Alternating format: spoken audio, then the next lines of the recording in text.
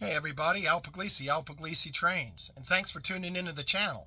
And this is an ongoing series I do on the channel called It Begs to Be Modeled. We talk about structures, we talk about prototype buildings, structures, towns, locomotives, rolling stock, pieces of equipment that beg to be modeled. And behind me, over my shoulder here, is an enormous HO model of the sawmill complex that once stood at Cass, West Virginia, that the late Harry Clark built. But we're not going to talk about that on this episode. We're going to jump over to Jim Brewer's Norfolk and Western layout, and we're going to talk about a Rayon plant that it begs to be modeled, and Jim saw the plant and wanted it on his model railroad, and we're going to let Jim talk about it. So with no further delay, let me give it over to Jim.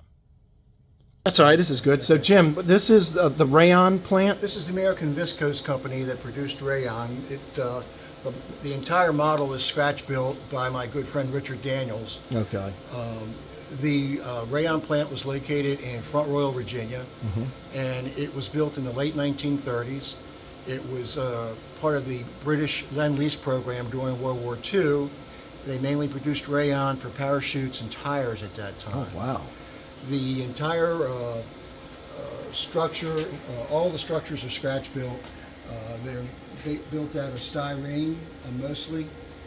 There's some other components here and there. Richard installed lighting in all the buildings, as well as on the smokestacks and other places like that. Oh, wow. The company got in lots of chemicals. They got in lots of pulp from Canada to produce the Rayon. And as I understand, the plant had a terrible odor to it when it was in production. The large, what looks like a smokestack is really a vent. That was to vent the fumes from the factory out of the plant. Wow. This is all, of course, very much pre-OSHA. Yes. They got in trouble any number of times for killing fish in the Shenandoah River, which would have just been on the other side of the railroad, other side of the tree line there. Wow. But this is all prototypical. We visited the site many times. There were still some buildings standing when we visited. Most have been torn down now. It was a Superfund site. Other things we found, photos and books and other reference materials that Richard used to come up with this version of the plant. The prototype, I should say, the model is about half the length and width of the prototype. Okay. The size of the height, of course, it remains the same, but we had to almost knock it down to 50% compression in order to fit this space. And this space is, I forget how big it really is now. But looks to be about maybe 5 feet by 5 by 9 feet, maybe. Probably that's probably a good idea, somewhere around that part. You'd never know you compressed it. Yeah, looking at it. Richard did a very good job on keeping the feel of the buildings with the window placement and things like that. Right. So the entire there's a walkway to get back here into this. So that people can view it, and when we operate, so you can operate.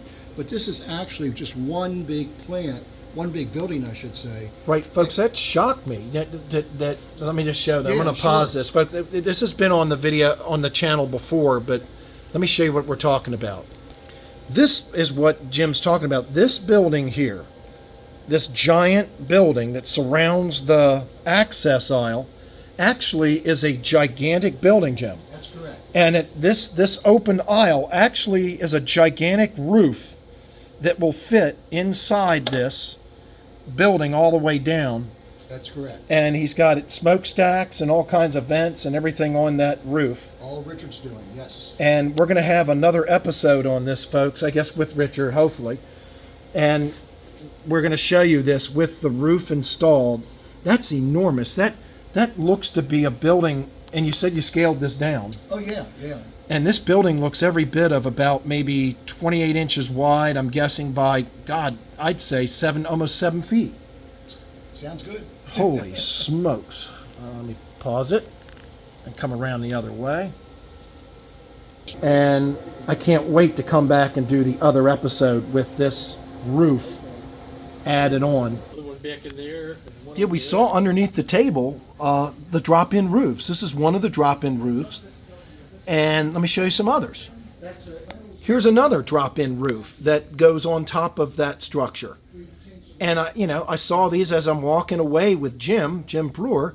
I said, wait a minute, what are these underneath your layout? Oh, these are the roofs that drop in that building. So at a future episode, stay tuned and we'll have everything assembled for you. Something to look forward to, always on Al Puglisi Trains. Thanks for watching.